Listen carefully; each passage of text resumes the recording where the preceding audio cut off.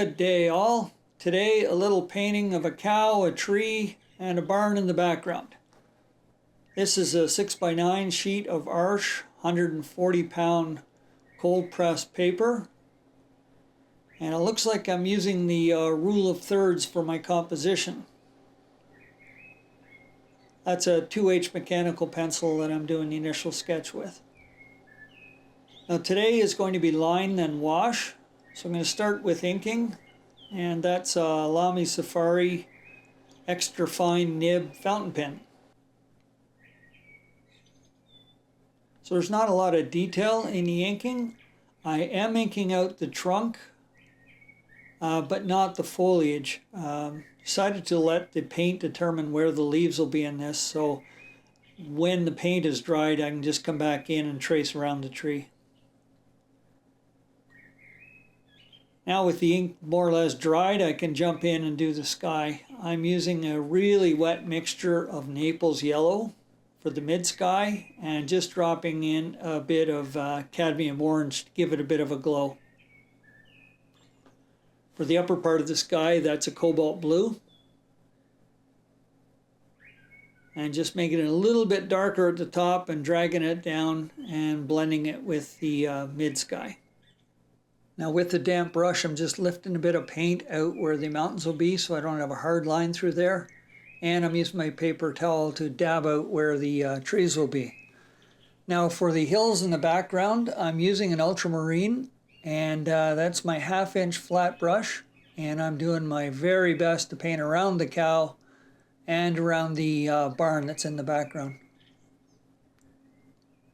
Now with the damp brush, I'm just lifting out a bit of color at the base of those hills, just to provide some atmosphere between the midground and the background, and push them a little further back into the distance. Now with that dry, I can go to town with my foreground, which is a really dense mixture of cadmium yellow and sap green.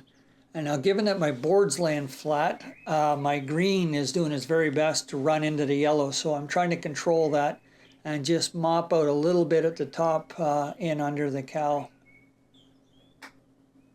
Now my tree trunk, I'm using my 6 round, my new favorite brush. I'm using burnt sienna and dropping in just a bit of Payne's gray just to break it up. Up under the foliage, I'm using my rigger brush with more Payne's gray. It's going to be a little bit darker up under the canopy, and the rigger is there to do the detailed little branches that run into the leaves. And I'm just going to put a drop of that at the base of the tree to provide a bit of shadow and give it a bit of depth.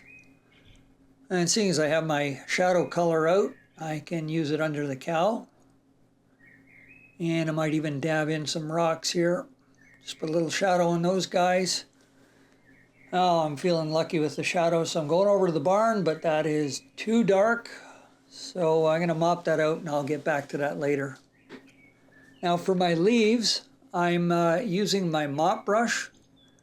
Got it really loaded up, really wet, and I'm laying on its side, and I'm trying to create what I think look like leaves. So with it really wet, again, the board's laying flat, so when I go to add colors like I'm putting cadmium orange there, they're just going to do what they want. I can't really control them, so I'm just seeing what's going to happen. I'm dropping in some orange, and then I'm going to drop in some sap green, and just see what I get.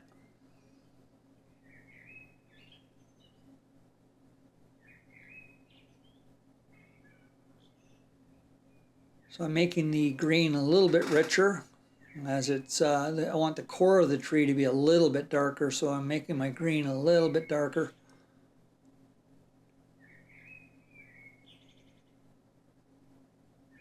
Again, I have no idea where it's going, so I'm trying to get the look I want.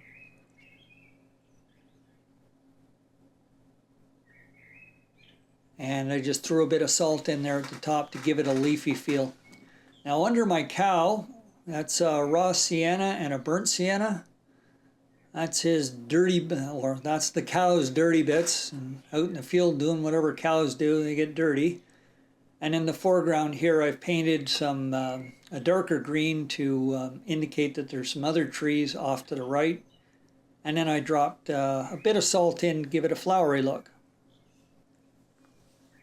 Now my cow's spots are Payne's Gray and a bit of burnt sienna in there because our cow has been busy getting dirty out in the field. Not a whole lot of detail here, just enough paint to show you that it's a cow.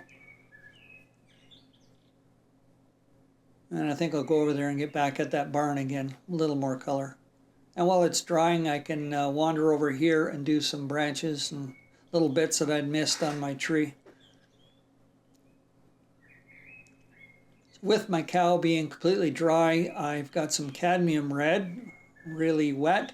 So it's got like a pinky color, and I can paint the nose and the ears. Now I can start looking to finish this thing with a bit of ink in the foreground and a few little brush strokes here and there, just to add a few more branches and whatnot to the tree to make it a little more interesting. It looked a little flat there, so I just added a few branches.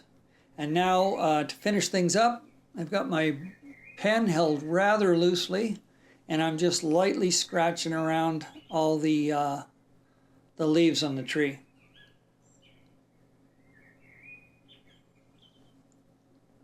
Now I wanted my tree to be a little bit darker in the core, so in a last minute effort here, I decided to do some hatching and do some ink work to try and create that depth or that darkness under the trees.